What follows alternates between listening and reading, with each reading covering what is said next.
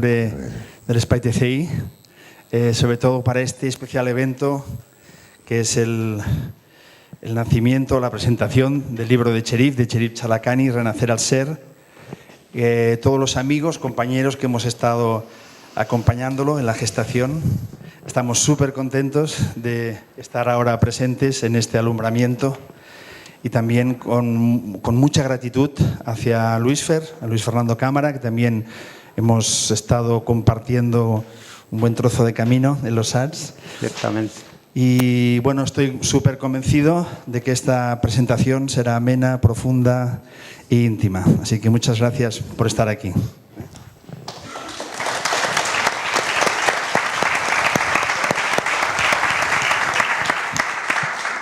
Bueno, pues nada, aquí estamos ya. Pues buenas tardes a todos y gracias por venir. Y gracias a Toni y a todo el equipo del Espai TCI, Uriol, Sep, etcétera, que siempre echan una mano. Y ahí están, se puede contar siempre con ellos, la verdad. Bueno, bienvenidos, Cherif y Luis Fer, gracias por venir. Luis Fer. Cherif, qué bien, por fin, la presentación del libro. Quiero deciros un par de cosas antes de empezar. Primero, que necesitamos que coloquéis el móvil en modo avión. No sirve otra cosa porque se acopla. O sea, no sirve simplemente quitarles el sonido. Así que gracias si le podéis echar un vistazo al móvil antes de empezar. También deciros que en cuanto acabemos, Cherif firmará libros. Si alguien quiere una dedicatoria, pues aquí tenemos a Cherif para que dedique libros. Y supongo que todos conocéis a Cherif. Muchos hemos sido alumnos de Cherif. Simplemente decir con mucha brevedad, para quien todavía no lo sepa, que Cherif es una extraña mezcla de egipcio y de mexicano, criado en Francia, que actualmente vive en Alemania y que viene a trabajar a España. O Cataluña, según los gustos. Ya para empezar, es así de complicado. Exótico. Es terapeuta psicocorporal, pero también se diplomó en matemáticas y estadística, más cosas exóticas. Y también Cherif siempre tiene una visión muy concreta de las cosas, no es casual, muy exacta, ¿no? Como en su sutileza, en su manera de hacer las cosas sencillas, sutiles, profundas. Su manera de acompañar a la gente sin grandes reverberaciones, sin grandes espectáculos, sino desde la sencillez, desde una cosa muy íntima. Pues yo creo que quizás algo tendrá que ver también esta mente afilada suya. También hizo una maestría en orientación y desarrollo humano en el Instituto Wilhelm Reich de México, o sea que también, Cherif, pues eres un reichiano, en cierto modo, se puede decir. Y además, desde 1978 conoce a Claudio Naranjo y colabora con él. Entonces, se puede decir seguramente que a día de hoy seas el colaborador pues, prácticamente más antiguo. ¿Más veterano, tú crees? Pues eso me temo. Luego también te preguntaré por algo que hay en tu biografía, que es tu trabajo con presos políticos torturados en Centroamérica en los años 80. Me parece que es un tema que mucha gente seguramente no lo conocerá y luego te preguntaré por esto también. Luis Fer, pues como todos sabéis seguramente, es médico, es psicoterapeuta, es director del Instituto Hoffman en España y bueno, muchas cosas más. Luis Fer pues, es un profesor veterano, había sido profesor del SAT durante muchísimos años también. Y es una persona bueno, pues que siempre ha estado ahí con una maestría personal que bueno, seguramente os habrá llegado a muchos también, porque seguramente muchos de los aquí presentes también habréis sido alumnos de Luis Fer. Así que, lo dicho, Luis Fer, bienvenido. Gracias. Y te paso la palabra para que puedas decir algo acerca de Cherif, de su libro, lo que tú consideres. Lo que me venga. Bueno, yo lo primero es la relación contigo, Cherif, que antes estaba pensando, ¿desde cuándo yo le conozco a Cherif? Digo, no podía fijarlo, pero mi sensación es que te conozco de antes de nacer, ¿no? Como si la relación entre tú y yo siempre ha sido para mí fue un amor a primera vista, ¿no? De conocerte y sentir una sintonía de alma, de amistad, de forma de ver la vida, el trabajo, que se ha mantenido con los años. Hemos intercambiado trabajos, nos hemos acompañado familiarmente, personalmente, tenemos unas vidas en algunos momentos parecidas. Cuenta que tu hija hizo el Hoffman conmigo y la mía con él. Es decir, Sí, sí. Y tu hijo. mi hijo también. Así que hay una parte personal muy cercana, así que cuando me dijo Cherif que quería que estuviera aquí, no lo dudé ni un momento, ¿no? Y me alegra mucho este libro que sacas a la luz, ¿no? Que es el producto de un recorrido muy largo, que tú no lo subrayas demasiado, pero me parece que tu biografía es realmente un viaje heroico, ¿eh? Un viaje heroico de aprendizaje, de experiencias, de esfuerzos, de mirar, de darte cuenta, de recibir de muchos lugares, integrarlo en ti, y eso me parece que lo plasmas en el libro. Al final queda como un destilado de sabiduría que cuesta darse cuenta cuántos años lleva a hacer este destilado. Así visto, así leído, parece, bueno, pues sí, la atención, la gentileza, que es una palabra que ha creado Cherif para el trabajo terapéutico y que expresa muy bien lo que él hace, pero creo que esos conceptos, junto con otros, ¿no?, que plasmas ahí, me parece que realmente hace falta mucho tiempo para poder comprenderlos, para poder asimilarlos y para poder transmitirlos y vivirlos, ¿no?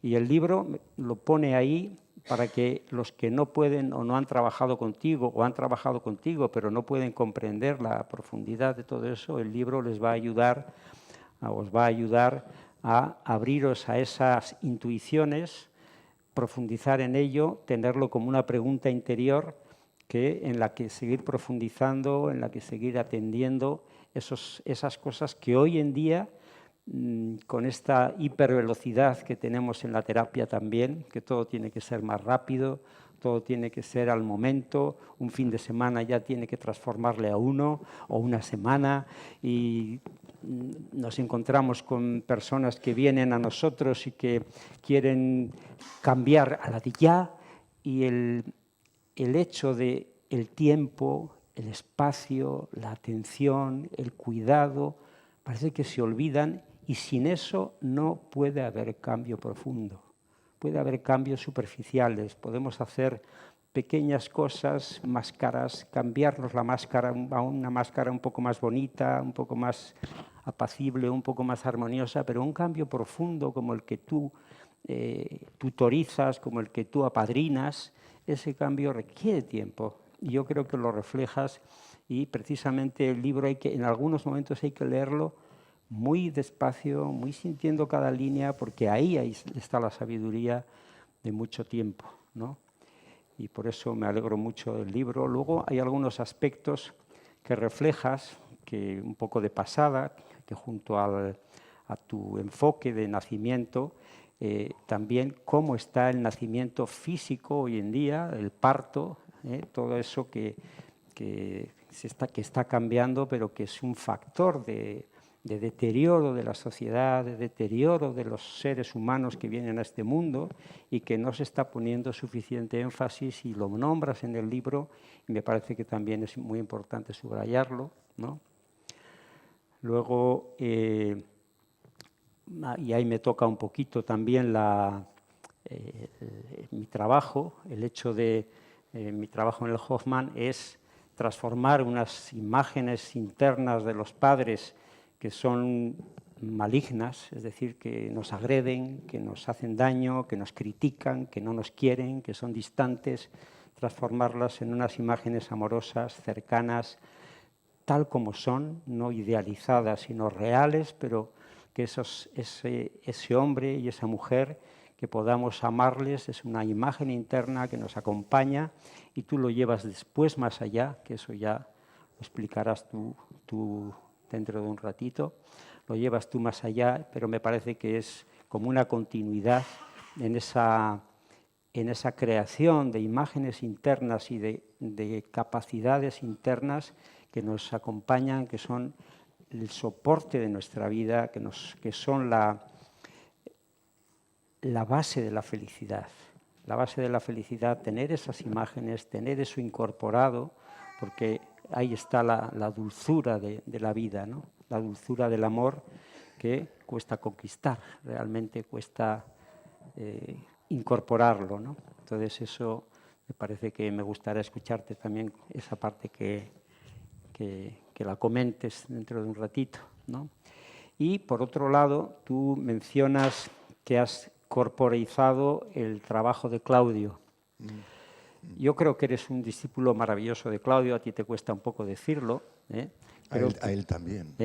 A él también. Pero aparte de que en este momento eres el más veterano, realmente eres muy fiel a su trabajo y yo no estoy muy de acuerdo en que has llevado su trabajo, no, has extendido su trabajo. Yo creo que un discípulo no es el que transmite las enseñanzas del maestro, es el que las lleva más allá todavía. Y en ese aspecto concreto tú las has llevado más allá. Claudio nunca ha hecho lo que tú has hecho, pero él ha puesto las bases. Tú las has tomado y con mucha fidelidad las has desarrollado y has llegado a algo que realmente está más allá en ese aspecto corporal, en ese aspecto de acercamiento. En ese sentido me parece que verdaderamente ese es el verdadero discipulado para mí, ¿no? Y en eso yo creo que también me parece que te mereces un aplauso, Y bueno, no... ¿Y tú esperas que yo te diga algo después de todo eso? A mí me encanta escucharte, síguele. Bueno, quizá luego con las preguntas o sale algún detalle más, pero... Pero quizás retomando eso último que mencionas de... Yo conocí a Claudio hace efectivamente casi 40 años y en los primeros años, que fueron muchos años, Claudio nunca se colocó en el papel de maestro. Es decir, y nosotros no éramos discípulos. Y él nos puso casi como una intención muy clara: por favor, no repitan, no sean solamente repetidores de lo que yo digo o hago. Y nos empujó a Memo, a Ilse, a Blanca, a mí, a la pequeña familia mexicana, a crear algo que sea inspirado por lo suyo, pero que tuviera como un contenido propio. Eso es. Y eso es... Sí, eso es lo que yo veo en tu trabajo, ¿no? Otra cosa que dices, que es cierto que mi viaje ha sido heroico porque vengo de una familia muy quebrada, muy rota, pero también soy muy lento. Ha sido muy complicado y quizás una parte es la complicación. Y la tarea de por sí no es fácil de digerir nuestras historias, y bueno, cada quien lo sabe. La mía no sé si es mejor o peor que la de ustedes, pero cualquier historia requiere de esa palabra bonita que dices tú, un distilado, dices, como sacarle el sentido de la propia historia. Para mí me ha costado trabajo. Y parte del trabajo también hacerme visible. Yo, por mi carácter, y tú me conoces, bueno, compartimos algo de saber escondernos en gran medida, y para mí el temor de exponerme ha sido como también una constante, y al final yo creo que ya estoy como con la edad de poder decir, aquí estoy con ustedes, me atrevo a compartir eso, y es ponerme desde mi historia en mucha vulnerabilidad. Y en ese sentido ha sido todo una conquista, dijiste, de verdad que sí. Y ya hay mucho más que conquistar, además.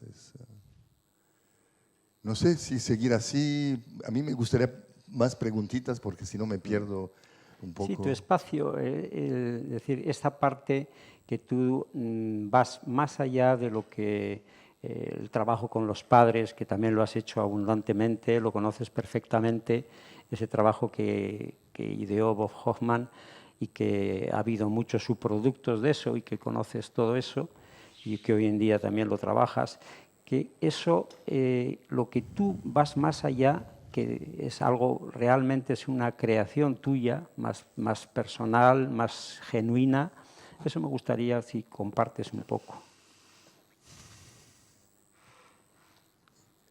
Bueno, por un lado decir que el proceso Hoffman, yo vengo de la primera versión de Claudio, que era como el Fischer Hoffman naranjo en los años 80, yo creo que era así se llamaba, donde la colaboración entre Bob y Claudio dio un primer fruto. Y esa versión me ayudó muchísimo, pero ha sido como una versión demasiado compacta, demasiado como acelerada, como tú dices, y hacía falta en México para nosotros crear un proceso más lento. Y a través de esa creación de ese proceso mexicanizado del Fischer Hoffman, me quedé con la sensación de que a mí me hacía falta un paso más. Yo salí de mi propia historia con muchos elementos de venganza con mi propia familia, me tuvo que ir muy lejos. Tú dices que soy un exótico, pero también mis exilios han respondido también a veces a un alejamiento hacia mi madre, que era como una venganza, decirle, pues no estuviste, pues ahora el que no está soy yo, ¿no? Y poder tener en México la opción de digerir todo eso ha sido el gran regalo que me ha dado México. Pero, repito, había como un elemento que está ligado a algo que quizás compartirles también. Yo tengo un elemento de experiencia en México con el tema de mi nacimiento. Y eso creo que fue a través de las plantas sagradas que en aquel entonces se usaban en México, que tuve la posibilidad de hacer un proceso muy sostenido desde lo legal, con un psiquiatra muy entregado en ese trabajo y que me ha acompañado durante un tiempo hasta que Claudio vino a tomar el relevo y a acompañarme en ese trabajo tan hoy mal visto. Pero a mí ha sido una de las terapias más útiles para mí. Y en ese trabajo he tocado el tema de mi nacimiento. Yo no tenía ni idea de cómo había sido y en una experiencia me encontré con una angustia, con un sentimiento de temor, más que de temor, de pánico. Y ahí la inteligencia terapéutica de Rafael fue entender que era un proceso interrumpido, o estaba yo atorado ahí, y me ayudó a completar el movimiento de nacimiento y yo poder decir, eso fue mi nacimiento. Yo no tenía nada de memoria, por supuesto, consciente, y cuento en el libro, si lo han leído, que con mucha ingenuidad yo le escribí a mi mamá para preguntarle, bueno, mamá, ¿cómo es que he nacido? Y mi mamá, con el orgullo de todas las mamás, me contestó, Cherifito, ella me decía Cheri, has nacido en un parto normal, pero además en la mejor clínica de París, con un parto programado, con forceps y con presentación de cara, pero todo muy bien, hijo. Se ríen, pero cuando en mis trabajos pregunto a la gente cómo ha sido el parto, me dicen normal, igual. Y en esa normalidad que socialmente es calladita, no se puede ni cuestionar todavía los derechos de los niños o de los bebés en nacer con tiempos, con confianza, y los derechos de las mamás de tener sus propios ritmos, honrar lo que es el parto. Hay movimientos hoy en día hacia eso, pero en los años 50 era realmente picar piedras.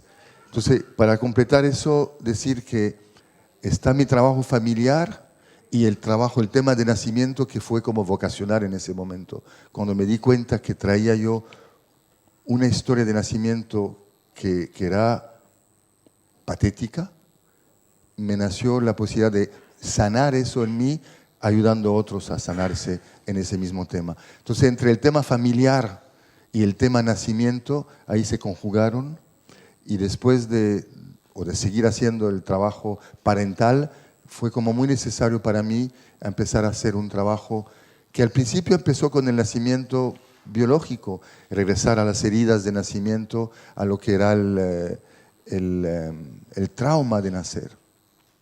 Si bien hablamos de trauma, yo no creo que el nacimiento sea traumático, pero en la cultura en la cual estamos, lo estamos haciendo traumático. Pero poco a poco, con el apoyo de Claudio y todo lo que es lo que él propone de figuras en torno a los papás arquetípicos, cuando habla él de el amor, como dice los tres amores, el amor de madre, de padre, de hijo, esa trinidad que ofrece él como un marco de trabajo tan importante, eso para mí fue como, eso sí lo tomé y con mucha fuerza para decir, el trabajo que voy a proponer ya no se hará entre dos, sino entre tres, cómo recrear más allá de lo que pasó en el parto mismo, una familia interna, una tríada interior sagrada que me pueda acompañar más allá de donde mis padres biológicos, los que yo he podido aceptar bien que mal, más allá de ellos, poder crear en el sentido de concebir, gestar, parir y abrazar a aquellos padres que son ya los que necesito hoy por hoy para seguir vivo. Y esa familia interna que yo creo que le doy mucho valor, porque los que me conocen saben que el mundo en el cual estamos viviendo no es un mundo fácil, es un mundo violento, es un mundo donde falta muchísima gentileza, hay muchos miedos, y en esa época poder sobrevivir en este mundo, para mí me parece posible si es que tengo internamente y compartido con otros un refugio donde puedo estar en casa, acompañado por aquellos padres, aquellos amigos, aquella ¿cómo se dice en español? Fratería, se dice. Fraternidad. Fraternidad, pero el conjunto de hermanos, eso para mí ha sido como muy esencial en el trabajo.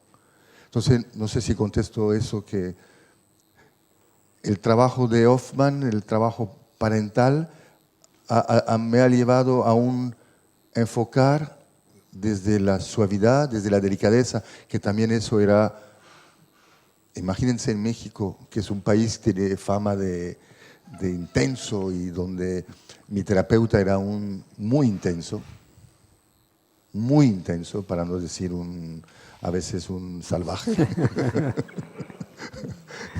Yo de repente en sus trabajos corporales, en lugar de digerir lo que pasaba, me disociaba como podía para no estar ahí. Y ahí tuve una reacción también de rebeldía o de rebeldía sana, de decir, yo no puedo seguir caminando así en mi proceso personal. Yo necesito estar acompañado con mucho más suavidad, con mucho más lentitud en el proceso y con mucho más amor. Sí. Y ya me perdí en lo que Tú iba. en eso hablas de que renuncias o que no quieres ese acercamiento de romper la coraza, sino, yo no sé si con esas palabras, permitir que se disuelva en un contexto de acogimiento, de permiso, de amor, de gentileza, y ahí la coraza se disuelve desde dentro, no desde fuera a romperla, y eso es una diferencia terapéutica fundamental, que yo creo que no está muy desarrollada esa parte más amorosa para que la persona se transforme en ese continente amoroso que espera, que no tiene prisa y que la persona siente que no hay amenaza, que no hay peligro y ahí puede disolverse, ¿no? Así es. Y si entendemos que la coraza o la defensa viene porque hubo un factor o varios factores en la vida que nos llevaron a protegernos y a endurecernos frente a lo violento, frente a los abandonos, frente a la carencia de amor, a lo que hayamos vivido. Parece tan banal, hablando con Jesús el otro día, era como, está claro que si repito la violencia, se va a hacer más explícita la defensa. pero se refuerza. Y si logramos crear, y eso ha sido como mi apuesta, cómo crear un ambiente donde está la dulzura, la confianza, el timing, el tiempo para que las cosas se den sin tenerlas que empujar, simplemente a veces acompañarlas, a veces guiarlas en el sentido de, por aquí no va, ahí te me estás perdiendo, pero ve por aquí a ver qué hay.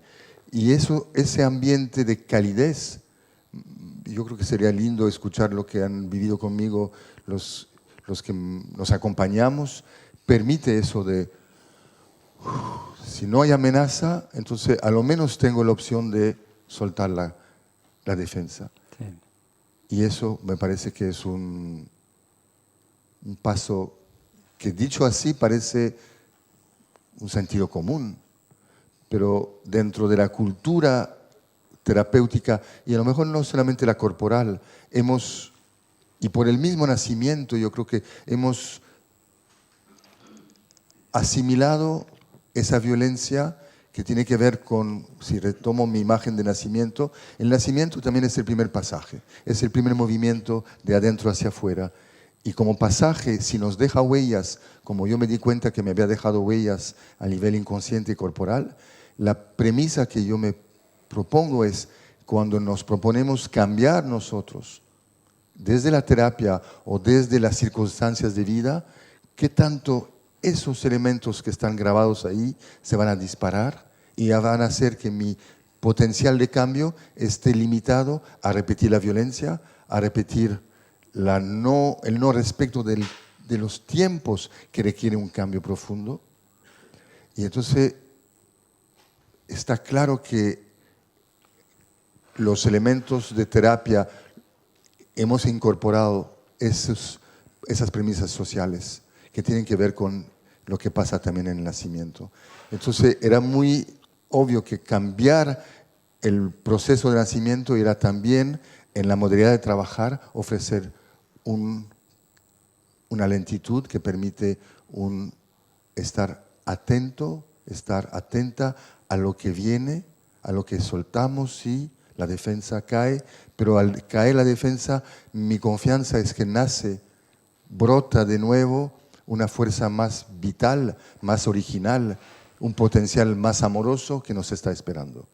Y eso ha sido hasta hoy en día mi apuesta terapéutica. Y yo creo que cuando en los grupos se dan eso, al principio decía Cherif, tú te crees mago. Es decir, había una parte de muy... ¿Será que invocando el amor se va a dar el amor? Pues poniendo atención al amor, se da el amor. Es lo más contagioso del mundo, ¿no? Por supuesto. Igual que es contagiosa la violencia y el desamor que está detrás de la violencia. Sí, se entiende esa dimensión de... Y eso creo que lo aprendí también del Claudio, del camino meditativo.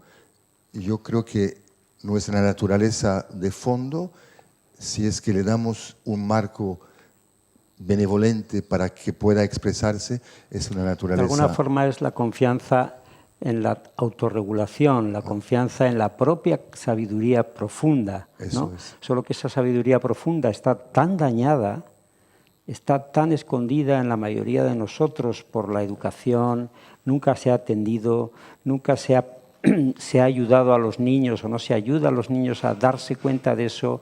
La misma medicina no tiene ninguna confianza que el cuerpo pueda regenerarse, pueda sanarse. Hay que hacerlo desde fuera y se incide sobre él agresivamente, dañándolo, poniéndolo cada vez más insensible.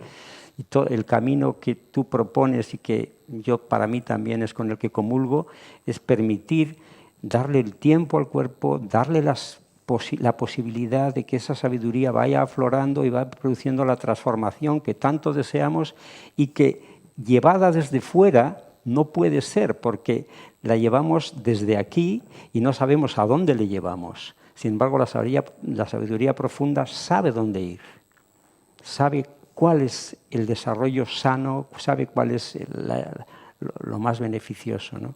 Y sin embargo, desde fuera hacemos cosas muy imperfectas, muy poco sintónicas con el cuerpo, ¿no? Pero lo que tú subrayas ahí es que el trabajo terapéutico no pasa solamente por lo mental, Claro, sino que claro. hay que incluir lo emocional y la sabiduría emocional que tenemos y la sabiduría corporal. Claro. Y si se logra unir esos 3 centros o 3 registros, entonces ahí hay un espacio para que se despliegue esa sabiduría. Y en ese sentido yo creo que tu libro también para los gestaltistas, que son nuestra familia grande, es un buen aporte este libro, porque si lo llevamos no a lo corporal, sino como tú dices, a lo emocional e incluso al pensamiento, realmente el acercamiento que tú propones yo creo que puede ser para el gestaltista también una forma muy grande de acercarse, no quizás a veces de la confrontación o desde romper corazas o desde forzar cambios, sino cultivar esa amorosidad, cultivar ese espacio, cultivar esa buena mirada al cliente, en la cual el cliente espontáneamente o desde su profundidad va creciendo sin necesidad de que tiremos de él, ¿no? Exacto.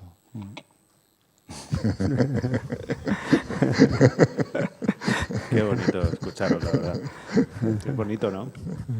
Vaya dos. Es que a mí me da la sensación de que, bueno, yo personalmente me siento muy afortunado, como muchos de vosotros también os lo sentiréis, ¿no? Por haber llegado en un momento, hace unos años, a un lugar, a una comunidad donde se encontraba y se encuentra gente como vosotros, ¿no? Como una asociación de bienhechores, de gente que está ahí transmitiendo conciencia y transmitiendo unos trabajos que son muy delicados, muy precisos y que entrañan un saber hacer que ha sido condensado, que ha crecido a través de los años de una manera muy precisa también y con mucho corazón también. Entonces esto a mí me parece maravilloso, me parece una herencia, un tesoro que la gente no lo conoce. Antes estábamos comentando el tema de la comunidad y a mí me llama mucho esto también, ¿no? Me llama mucho el pensar que se dice o he oído por ahí que unos 20.000 gestaltistas en España, más los terapeutas corporales, más la gente que ha hecho el SAT, más la gente que ha hecho esto o aquello, que ha ido explorando, que ha ido haciendo su búsqueda por alguno de estos caminos. Entonces me parece que es una fuerza de cambio social importante de la que no se habla, o cuando se habla de ella en los medios de comunicación, a menudo es para mal, es para criticar sin saber. Bueno, los periodistas hacen estas cosas, ¿no? Bueno, porque estamos en contra del otro paradigma más violento, más de dirigir, de canalizar, de controlar, y nosotros estamos proponiendo otra cosa, así que se pelean con nosotros, claro. Exactamente. Sí, sí. Vamos a seguir peleando. Entonces, bueno, entre los muchos temas que hay en el libro, yo te quería preguntar sobre varios, pero empiezo también tomando este tema de la comunidad, que nos hables de tu visión de la comunidad. Me parece que es importante para ti. Mira, es importante y a la vez es paradójico porque la misma comunidad que hemos formado también ha vivido y sigue viviendo, yo creo, las turbulencias del mundo externo. Es decir, yo iba muy idealizando tanto la figura del maestro como la hermandad en esa comunidad, y la verdad que hemos pasado y seguimos pasando con fricciones que a lo mejor son necesarias para despojarnos de toda esta mente patriarcal de la cual habla el Claudio y que hemos incorporado y que sale. Entonces mi experiencia de comunidad, por un lado, es necesitamos crear como ese movimiento de hermanos, de fraternos, de poder como juntos hacer frente a ese monstruo. Es decir, que nos roba tiempo, vida. Es decir, estamos viviendo un tiempo de crisis donde los valores están... y los malos son pocos, pero están muy bien organizados. Y nosotros quizás somos muchos, pero nos falta crear eso de comunidad y quizás que esa misma comunidad se pueda volcar como una fuerza social de cambio. Pero obviamente el trabajo empieza desde uno y desde uno con otros, desde esos pequeños círculos donde vamos ganando en conciencia.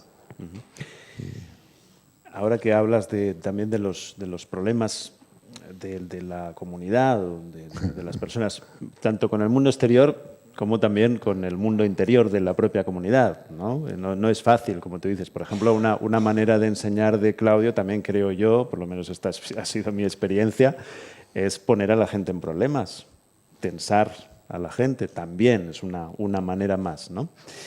Yo me acuerdo mucho de... Me río porque no sé si es solamente eso. No es solamente eso. Yo dejo la respuesta. Pero yo creo que también es un ingrediente. Entonces me acuerdo de cuando tú hablas de la Sagrada Familia mexicana. Pero ahí quiero decir algo porque Sí. acabamos de tener un muy bonito evento en Alemania sobre el tema de los seres, digamos, un poquito más avanzados o autorrealizados en el camino. Y yo creo que la postura de Claudio es muy transparente en eso, empezando por él. Él, yo creo que lo que a mí me acerca a este hombre y lo adoro en ese sentido es cuando él se reconoce humano, con su parte luminosa y con su parte oscura. Y yo creo que a veces ha dado golpes con mucha luz y a veces, como cualquiera de nosotros, ha dado golpes desde su humanidad y bienvenida a su humanidad. Y a mí me ha costado mucho trabajo y me sigue costando poder tener una visión no tan idealizada del hijo hacia el padre, que el padre tiene que ser perfecto. Y bueno, descolocar el maestro desde un lugar de allá arriba y ponerlo también, está una parte grande y también está una parte muy, muy de nosotros. Y todos, yo creo que en mis grupos lo que yo apuesto es que cada quien es un maestro. La sabiduría del grupo es maestría del grupo. Y de repente uno sale y es el maestro con su verdad tan oscura como tan luminosa. Y eso es la riqueza. Y yo incluyo a Claudio, y al menos para mí ha sido lo que a mí me vincula con él, como un hombre a la vez grande y a la vez pequeño. Y yo diría casi, quizás con humildad, igual que nosotros, igual que yo. No sé, igual eso es lo que... Y eso es el valor del trabajo. Poder también humanizar a aquellos que ponemos tan arriba que entonces nos volvemos muy, muy desde el condicionamiento, muy desde de seguir una línea que no es en resonancia con la creatividad, con las posibilidades. Qué bueno. ¿Estás de acuerdo? Totalmente. ¿Me mojé el culo solo? Te implicaste mucho en la respuesta. No, a mí me mueve cuando tú dices que también, de alguna manera, a través de Claudio, has llegado a sentir que el padre no tiene por qué ser ideal, ¿no? Cuando, por ejemplo, mi camino con él ha sido lo contrario. Yo con él he llegado a sentir que el padre no tiene por qué ser despreciable, ¿no? O sea, que desde un lugar opuesto, pero sí, esta es mi historia, ¿no? O sea, quiero decir, esta es mi vivencia. Pero desde un lugar opuesto lo no ideal no es despreciable. Claro. La oscuridad no es despreciable, es parte de nuestra realidad. Sí, exacto. Quiero decir que desde lugares distintos se llega a un lugar común de aceptación, básicamente eso de es la aceptación palabra. y de mucho aprendizaje, ¿no? Yo te iba a hacer una pregunta, digamos, histórica, que es por aquellos años de México, de finales de los 70, de los 80, donde tú conociste a Claudio, pero también estabais en contacto con el psiquiatra Salvador Roquet, creo. También estaba Guillermo Borja, también estaba pues, toda esta gente. Y yo he tendido mucho a imaginarme cómo sería aquello. Y además creo que vivíais en Tepoztlán, que es ciudad de brujas. O sea, que debía ser un tiempo bastante movido. También estabais en contacto con chamanes indígenas. Y de alguna manera lo siento como un tiempo como iniciático, un tiempo... Claudio ya venía, por supuesto, de su etapa californiana, ya había tenido su vida a la montaña y su rodar cuesta abajo, a la noche oscura del alma. Y justo ahí parece también que fue como un rescate de Claudio, ¿no? Entonces me gustaría que nos contaras algo, si te parece bien, de esa etapa, ¿no? Y de ese rescate también y de cómo fue para ti. No, yo creo que hablando de la humanidad de Claudio, cuando lo conocí, estaba en esa noche oscura del alma y mi compañera de aquel entonces, Blanca, fue la que vio en él el potencial que se había como, no apagado porque estaba ahí, pero como un hombre solo. Y yo creo que lo que México y la familia mexicana, el Memo, Blanca, yo y otros tantos, le dimos a Claudio es el fervor mexicano, la intensidad de México, el tomar al Claudio y yo recuerdo Memo ofrecerle mariachis durante horas, el pobre Claudio ya estaba mareado con los mariachis, pero era eso, esa vitalidad mexicana. Yo creo que le sirvió y también nuestra disponibilidad. Éramos pendejos, 28 años, Memo un poco menos que yo, pero yo totalmente tontito ahí. Cuando nos habló de transpersonal, nos vimos con el Memo. ¿Esa palabra qué quiere decir? Es decir, ¿de dónde sacó Claudio esa palabra? Es decir, éramos a la vez como muy desde el inicio del camino y el hombre nos propuso hacer un trabajo meramente transpersonal. Y creo que se decepcionó porque no estamos para nada a la altura de sus expectativas. Estábamos picando piedras con papá, con mamá. Y la verdad que lo que pasó con él y con la comunidad nuestra es que muchos hicimos una transferencia con él al nivel de padre y cada quien con sus recursos hizo la batalla para poder tener la atención, el afecto, el cariño del padre. Y ahí lo que hablamos, que Memo decía, no era ninguna sagrada familia, pero una sangrada familia. Y los golpes fueron muy violentos, muy violentos. Y ahí darnos cuenta que ahí está el potencial amoroso, pero el potencial del desamor, cuando no está trabajado y enfocado, es muy destructivo. Y ahí sufrimos. Y creo que Claudio también sufrió. Porque venía a él con una actitud que es muy la suya de permiso, de que se dé lo que se tiene que dar, en esa capacidad de autorregulación. Eso. Esta revisión de los móviles en modo avión parece que no ha funcionado muy bien, pero bueno. No, yo recuerdo lo que dice Thich Nhat Hanh cuando ayer les compartía en el grupo, cuando suena una iglesia, la campana, él dice momentos de recordarse y regresar a la respiración. Y él dice, si no tiene iglesia al lado, habrá un móvil que sonará. Y ahí, detente, respira. Pero iba a eso de la autorregulación y yo creo que hay una parte seguramente muy importante de la autorregulación, pero a lo menos Claudio en algún momento decidió a su manera de tomar el mando y de decirles a sus hijos que se mataban entre ellos, basta, así no puede ser. Y yo creo que ahí él se empoderó de un papel, no sé si es un papel autoritario, pero un papel que asume una autoridad. Que ha sido como también lo que hoy veo también él está dejando el caos reorganizarse y a la vez está como dando pautas. Y a la vez fue una fragua también, ¿no? Yo hoy en día me doy cuenta, claro, tú que eres una persona ya con tantísimo camino, también hay algo que me llega mucho de la gente, de toda esta gente, de esta escuela y de otras escuelas también, ¿no?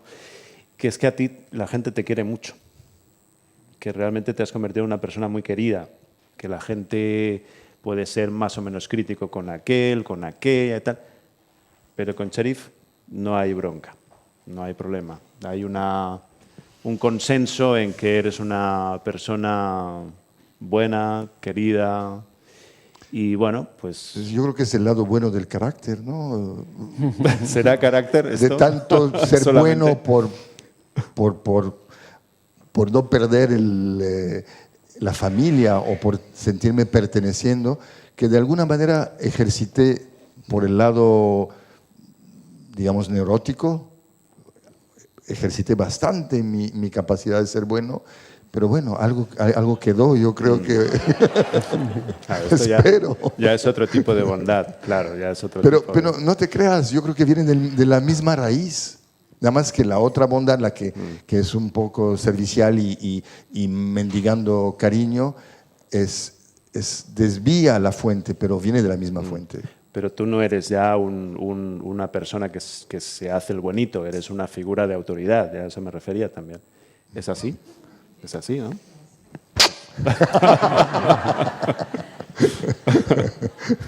Hay una autoridad que quizás pueda ser tóxica y otra que no lo es. Es que yo recuerdo las palabras de Susi, que fue la compañera de Claudio.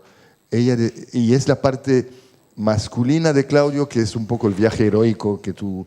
Y Claudio está en ese viaje, y estamos como hombres en ese viaje de lo grandioso. Y la Susi para mí fue un elemento tan importante en decirme, Cherif, al menos ella como mujer, desde lo discreto, le daba valor a las cosas pequeñas, a lo femenino, que reconoce los labores de casa, las cositas donde nadie le dice a una mamá, bravo por estar con ese niño tan delicado o delicada. Y ella fue la que me recordó, Cherif, con una sonrisa al día que puedes ofrecer a alguien que lo necesita, está bien. Y eso es bondad, eso es yo creo que es hacer que ese mundo sea más fácil de atravesar y frente a tantas olas de desgracia, ¿no? ¿No les parece que sería quizás, además de la atención, que es parte de lo que aprendí con los procesos meditativos, y la benevolencia, la bondad, sean los dos pilares que nos permiten con conciencia ser amorosos? O con conciencia darnos cuenta cuando no somos amorosos y poder dar un paso atrás y decir, lo siento.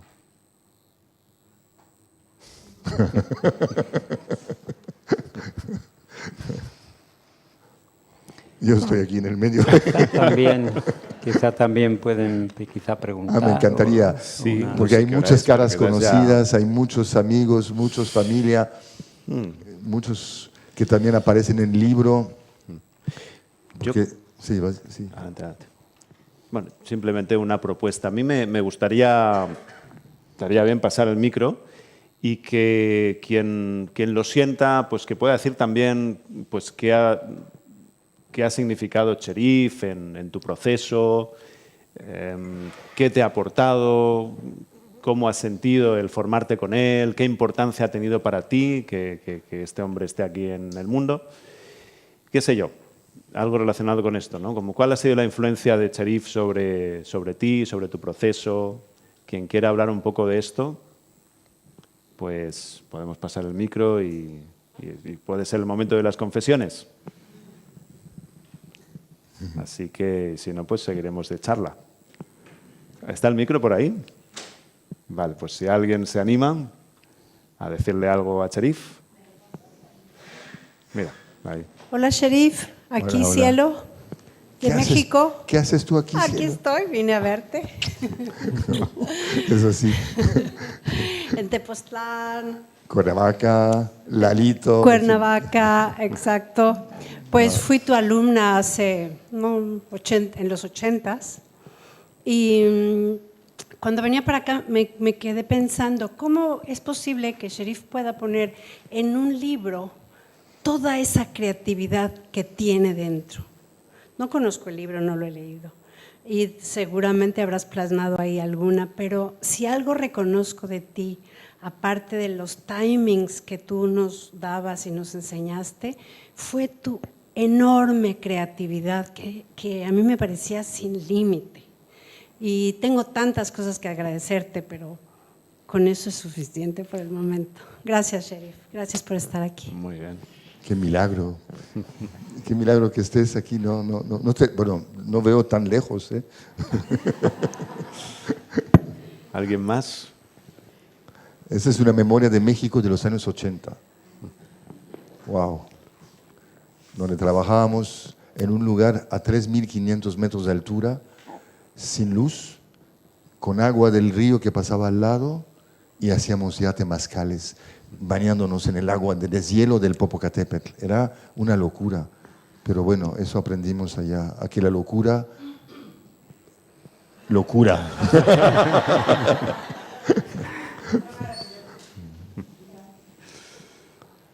¿Alguien más quiere decir algo? Que levante la mano. Ahí. ¿Preguntas?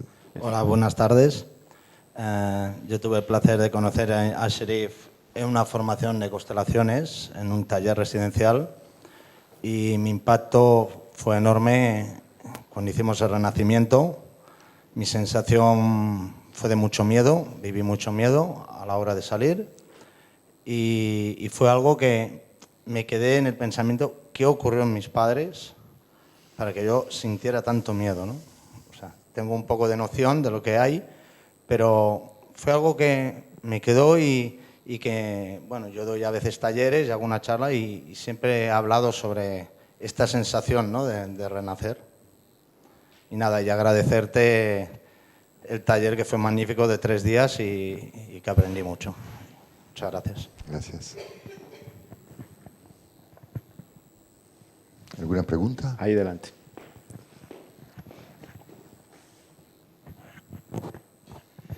Bueno, yo quiero decir que Cherif me diste el beso más dulce y presente que jamás me ha dado un hombre. Y eso fue en un SAT2 y me diste un beso aquí, que todavía puedo cerrar los ojos y sentir la presencia de tus labios aquí 1, 2, 3 segundos, y luego me miraste a los ojos y me dijiste sí. Una palabra y un beso. Y eso es uno de los momentos de más transformación de mi vida que llevo en el corazón. Gracias. Gracias a ti.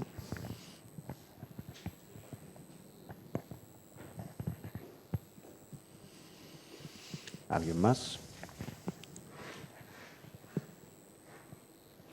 ¿Alguna confesión más?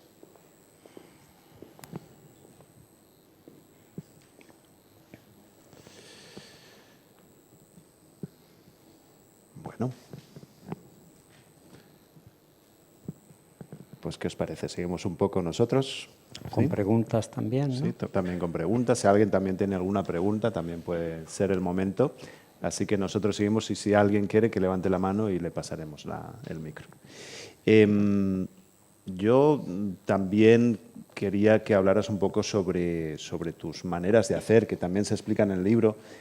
Tiene una parte biográfica, pero también está un poco una descripción, y por eso también decías, Luis Fer, es un libro, bueno, para un terapeuta yo creo que es fantástico, porque también es un libro que refleja el hecho de que un testimonio, un libro testimonial, tanto vital como profesional, vale la pena escribirlos. Cuando una persona, digamos, que tiene algo que decir, ha hecho cosas buenas, ha hecho cosas que ayudan a los demás, vale la pena también el libro testimonio, el libro testimonio de profundidad.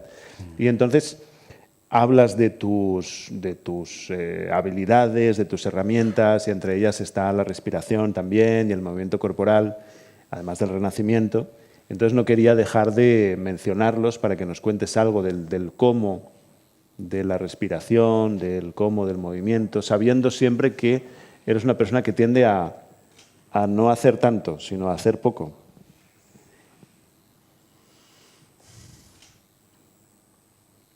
No sé por dónde empezar, pero también la escuela de respiración con la cual estábamos en México trabajando en la escuela eragiana era una respiración como muy cercana a la hiperventilación, donde otra vez era como un, a veces digo, un militantismo respiratorio. Había que llegar a la revolución interna desde el... Y yo me cansaba mucho respirando así. Y yo creo que, y es espectacular lo que da, pero si lo espectacular nos acompaña con atención, o si necesitamos que sea espectacular para atenderlo, lo que pasa, me parecía como muy trágico. Entonces una de las claves que aprendí, y también con Claudio, es que si hay un cultivo de la atención, con la atención puesta, cualquier respiración nos conecta con sensación y con experiencia, con flujo, con movimiento, y desde ahí se puede seguir trabajando. Es decir, pero ahí la clave de lo sutil o de lo pequeño tiene que ver con que la atención sea amplia, en el sentido de generosa. Si la atención la tenemos muy debilitada, obviamente no reconocemos, no atendemos porque no vemos, no oímos, no estamos en contacto con lo que pasa. Entonces, mucho de lograr ir a un timing más lento, con una respiración cada vez más hacia lo natural, tiene que ver con la contraparte, que es un trabajo atencional que se va proponiendo, que se va cultivando, que es lo que Anika hace en meditación, lo que meditan, es llevar la meditación al movimiento, llevar la meditación a la vida cotidiana y a la terapia. ¿Cómo no se nos ocurre que podemos crear espacios meditativos, de silencio, de atención, y estar simplemente en la espera de qué va a pasar cuando uno se dispone a estar ahí desde esa frecuencia? Y la atención, igual que el amor, tú decías, es contagioso. La atención es muy contagiosa. Y si nos permitimos ser permeable a esa contagión, entonces serán cosas muy, muy sagradas. Yo no sé si es la palabra justa, pero una expresión de la vida frente a la cual uno dice gracias. Otra cosa quizás sobre la cual, hablando de atención, mi trabajo, los que lo conocen, se ha ritualizado mucho.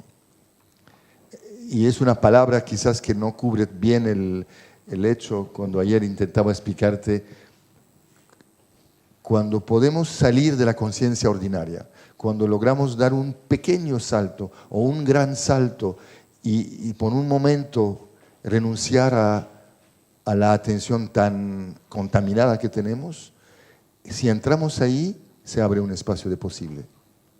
Y ahí se abre lo nuevo, y ahí se nace a lo diferente. Entonces me parece muy banal, otra vez muy sencillo, decir, es básicamente un tema de cultivo y de sostener y de dejarse contagiar por un espacio atencional. Y desde ahí la atención hará su propio movimiento hacia soltar lo conocido para entrar hacia lo nuevo. Y ahí será un pequeño parto, y se trata de recibir eso que ha nacido con la misma gentileza, sutileza que uno recibe un recién nacido. Es decir, si yo sigo con la metáfora del nacimiento, es tener el cuidado con la emoción, con la expresión corporal, con las imágenes de cada quien, como la podemos tener cuando recibimos un bebé. Cuando cuidamos, cuando ven en internet esas señoras que bañan a sus bebés y la caricia del agua, la caricia y los ojos de los bebés que se aflojan y el cuerpo que se entrega, si como terapeuta, como compañero, como hermano, como amigo, soy capaz de recibir al otro así, un poco lo que tú decías del beso y del sí, yo creo que con eso hacemos la revolución. Suena los años 60 californianos. Hablando de la atención, me viene algo que leí hace poco, una cita de Thich Nhat Hanh, que él dice, si miras con mucha atención a la palma de tu mano, puedes ver la vida de tus padres, de tus ancestros. Y yo creo que en algún momento dice también de los hijos que van a venir, los tuyos y los otros. Es decir, en esa palma está toda la humanidad, ¿no? Es algo así, sí. No me acuerdo la cita completa, pero... Y Thich Nhat Hanh es un maestro para mí también. Sí, ha sido con su sencillez, con su poesía, con su capacidad de poner la meditación zen en un compromiso social, porque también el hombre se ha quedado en una neutralidad muy, muy atacada entre los campos comunistas y los campos americanos en la guerra de Vietnam, y este hombre ha tenido el valor, después de la guerra de Vietnam, de ir a trabajar con los veteranos GIs en Estados Unidos y trabajar sobre la reconciliación entre el pueblo vietnamita y los Giais, y los dos estaban sufriendo la misma locura, desamor, ignorancia, como quieran llamarlo. Pero me parece un hombre que ha tenido, por pequeño, es muy pequeño, ¿lo conocen el Thich Nhat Hanh? ¿Tú sí lo conoces, Anik? Es un hombre que ha movido montañas, ha creado comunidades y ahora está creando también escuelas. En fin, son ejemplos para nosotros de cómo, igual que Claudio con la educación, cómo entrar en el mundo y poder ofrecer eso que sabemos hacer.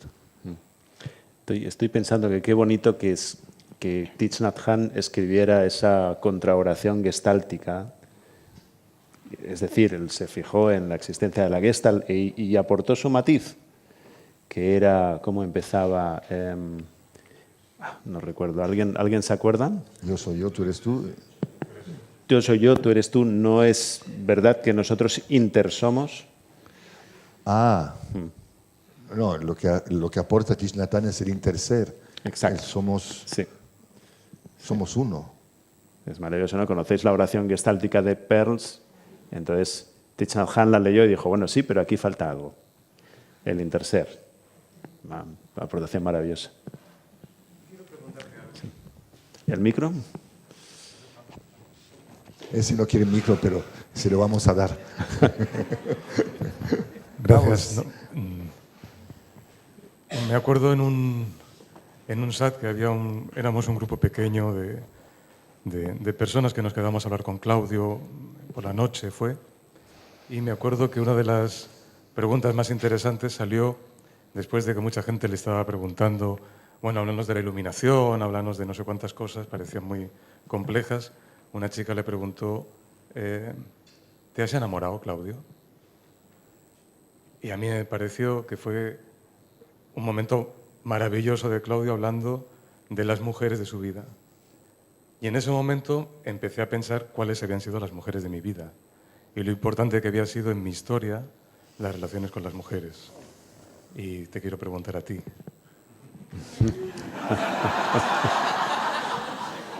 Por las mujeres de tu vida. Aquí está una mujer de mi vida, aquí está la Catherine de quien me enamoré y tuve la suerte de poder sentir que había reciprocidad. Fue como quizás la primera vez en mi vida donde pude sentir, porque antes sí, yo creo que desde el desbordamiento de un corazón tan roto hay un anhelo tan grande de que una mujer pueda responder a algo imposible de responder.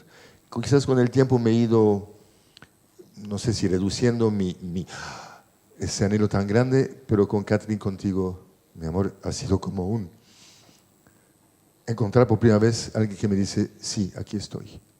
Y el dolor de mi primera compañera, que fue importante, Blanca, que tú conoces, Cielo, ha sido un amor muy, muy bello también, pero donde yo era un niño. Y ella ha sabido recibir a este niño, hacerme crecer desde el niño, ofreciéndome 2 hijos.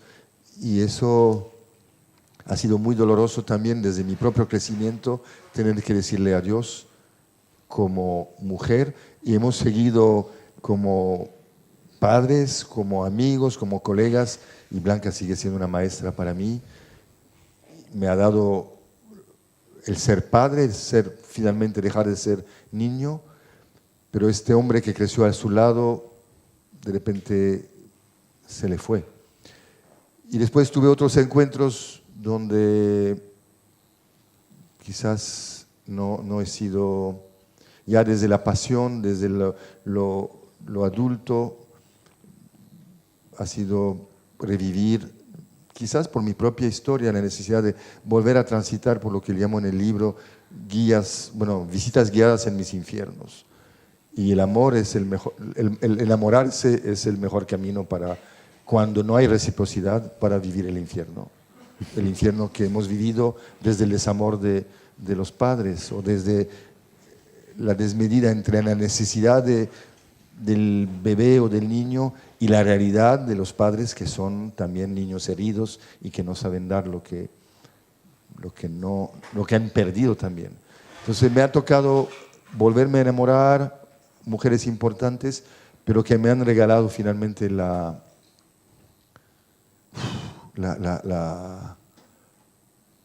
noche oscura del amor. Es decir, de verdad que me ha sido muy difícil el toparme con esa necesidad tan a flor de piel cuando me abrí, y la sensación o la lectura que yo hacía, porque a lo mejor no era esa la verdad de ellas, es como un clavarme, un regresar al laberinto de un infierno de un niño muy solo y muy desprotegido. Y gracias a la comunidad, ahora que hablabas tú de Tepoztlán y de Cuernavaca y de los amigos, si no fuera por ellos, yo no estuviera aquí. Porque creo que varias veces me psicoticé o me quedé realmente en un espacio de mucha locura por esos amores y los desencuentros en el amor y el desamor. De todas formas, algo has debido de asimilar profundamente, porque tu propuesta tiene mucho que ver con las mejores capacidades de las mujeres. De dar el tiempo, de la amorosidad, de falta de prisa, que los hombres nos cuesta muchísimo más, ¿no? Y todo lo que hablas sobre el nacimiento, la madre ahí indudablemente es la estrella, ¿no? Y esa mirada que tú tienes tiene mucho de femenina también, en ese sentido, ¿no? Mucho. He necesitado parir a muchos niños para reconciliarme con mi propio femenino, y con esa capacidad quizás también de procrear, de engendrar, de concebir. Como si es divertido, ¿no?, que un hombre esté tan clavado con el papel de parir a tantos. Es sospechoso, ¿no?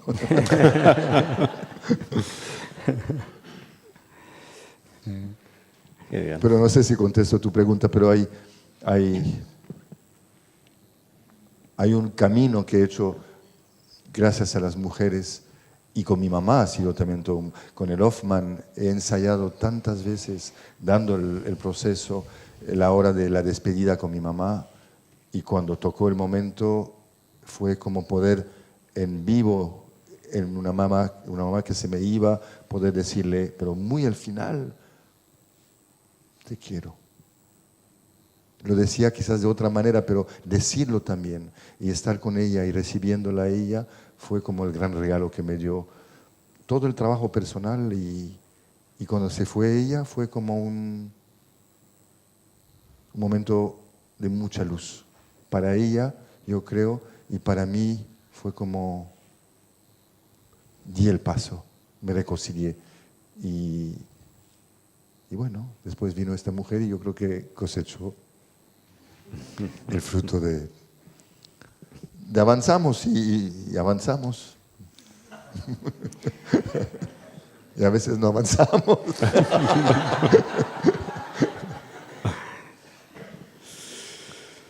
Bueno. Mi proceso, hablando de lo femenino masculino, lo que creo que también ha sido también tanta ausencia de padre, que ha sido todo un labor muy importante de asimilar la figura paterna, lo masculino, y poder reconciliarme con ella y lograr ser una mezcla de ambas partes, sin que mi parte masculina le quitara dignidad a mi parte femenina. Al contrario, yo me siento muy femenino y cada vez más masculino. En el sentido de atreverme, ese libro es un atrevimiento de un hombre que dice, aquí estoy. Porque lo femenino también es fácil. El útero es un buen lugar para esconderse. No sé si hay alguna intervención más de alguien. ¿Qué dijo?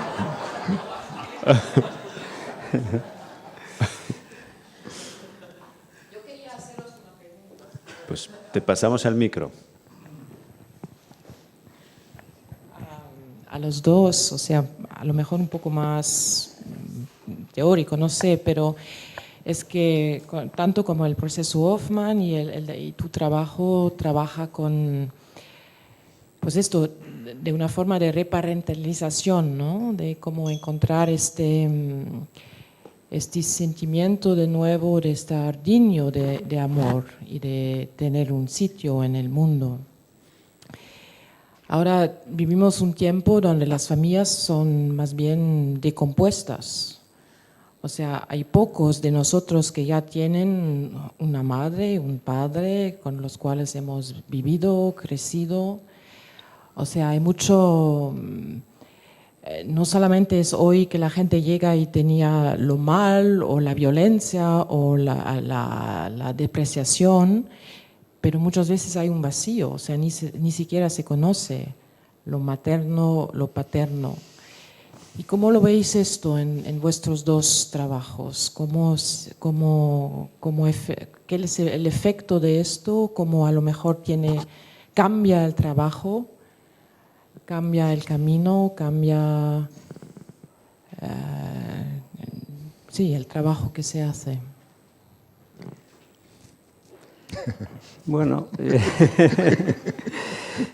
yo creo que por lo menos en el Hoffman, cuando uno sale del espejismo de la persona concreta de papá y de mamá, que es un espejismo, porque ellos jamás pudieron mostrar lo que verdaderamente eran. Y lo que de niños vimos era esa fachada que ellos adoptaron, que nosotros hemos adoptado a su vez, pero que no era su propia esencia profunda, ¿no? Entonces, cuando salimos de ese espejismo, de ese papá y esa mamá que cometieron tantos errores y podemos entrar en ese hombre y esa mujer que que desde esa profundidad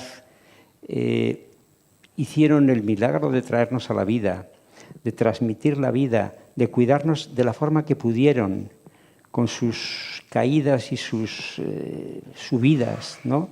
Cuando podemos penetrar profundamente y amar esa profundidad, también nos ponemos en contacto con la corriente de la vida que va más allá de esas dos figuras concretas, que las traspasa, y de esa forma la orfandad ya no es posible, porque podemos sentirnos hijos de esa corriente, ¿no? Y papá y mamá pueden cometer los errores que quieran, pero podemos honrar esa corriente que fluye a través de ellos, ¿no? Y aquí hay una frase que me acuerdo de Hellinger que dice que aunque el canal sea defectuoso, el agua que lleva es perfecta, ¿no? Y ahí yo creo que aunque en este momento las figuras de los padres, acabo de estar en China y realmente es un país en el que por razones de que llevan 2 generaciones trabajando como locos, los hijos están criados por los abuelos o descriados, es verdaderamente, yo creo que va a haber una labor de reparación terapéutica importante en este país, ¿no? Pero no creo que sea una situación desesperada, que también a través del trabajo, de la mirada, de la reparentalización que tú dices, se puede atravesar esas contingencias de este momento de nuestra vida, de esta cultura, y poder llegar, poder percibir, poder sentir esa corriente profunda que fluye y sin la cual ni una hoja se mueve, ¿no?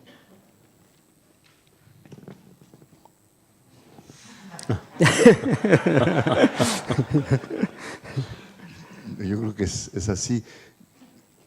Yo no sé, tú dices que es algo que está pasando hoy en día.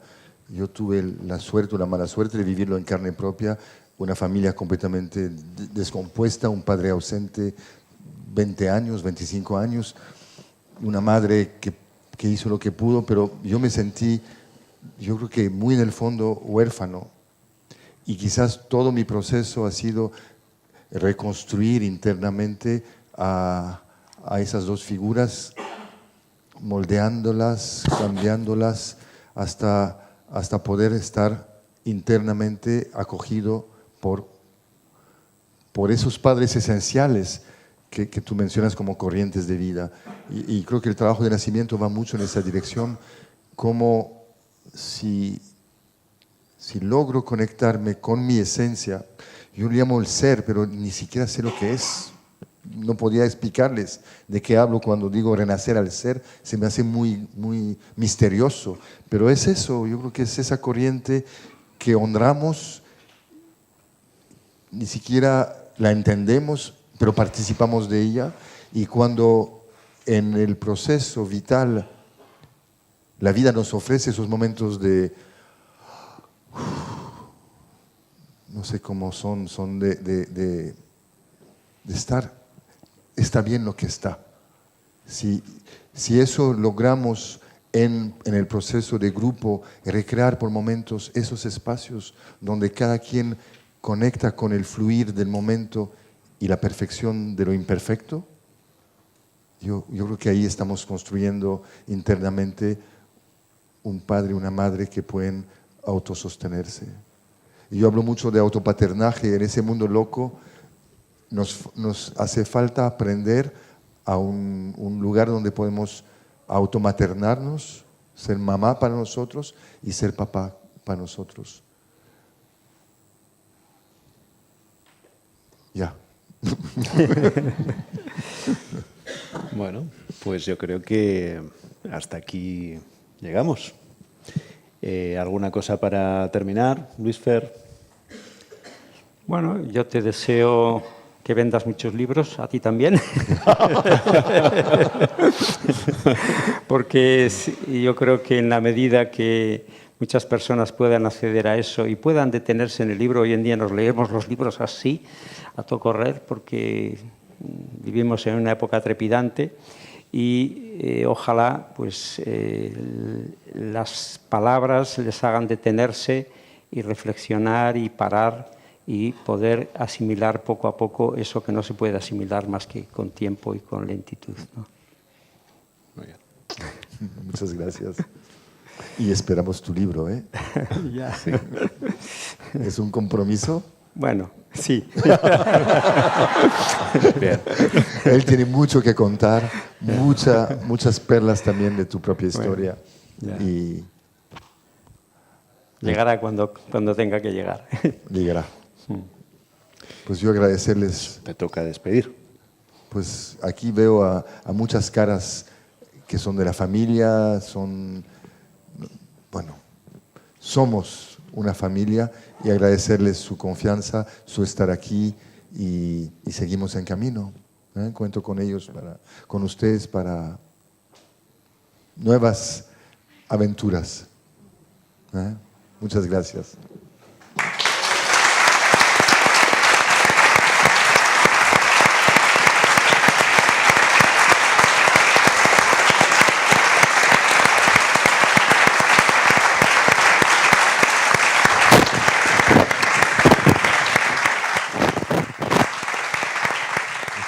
Gracias.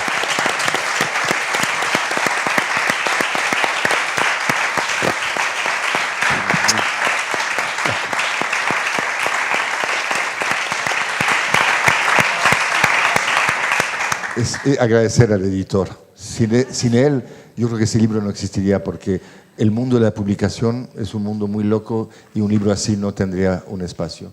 Gracias, David. Gracias. ¿De verdad?